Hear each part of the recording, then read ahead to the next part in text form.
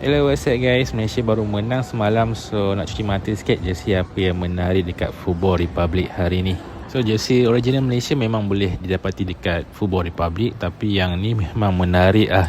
Untuk pertama kalinya saya masuk kedai, saya tak tahu ni kelab apa. Kalau kat sini tulis FC Holsten Kiel, saya assume maybe ini adalah kelab Jerman dan ni jersey home dan ni jersey away mereka. Finishing dalam jersey ni memang cantik. So maybe kalau yang nak dapatkan kelainan, boleh beli jersey ni lah. Seterusnya ada collection T90. Yang ni colour baru masuk. So saya rasa ni macam jersey Malaysia lah. Colour hitam ni lebih kepada negara African sikit.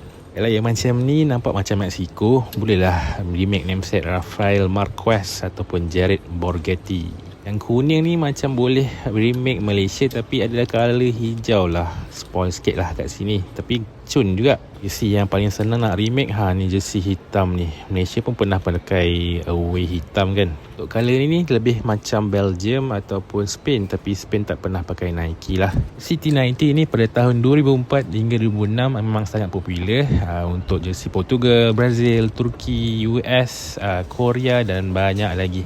Yang paling mahal jersey gold ni lah. Ni macam mengingatkan saya dengan Ronaldinho. Dan colour terakhir ini nampak macam Argentina. Siapa yang nak buang terbiat letak Messi, boleh je.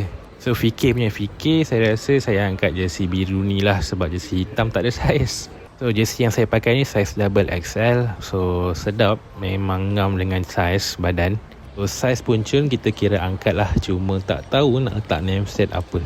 Plan asal nak letak nama Figueiredo ataupun Facundo Garces, tapi itulah ada isu pula. Maybe korang boleh tolong komen sikit pemain mana yang boleh saya buat nameset ni. Maybe Arif Aiman ke, Faizal Halim ke, Dion Kools ke. Boleh komen, okay? Okay, nak tahu macam mana jersey remake Malaysia ni, boleh follow account Gold Digger dan tengok next video nanti, okay? Thank you guys.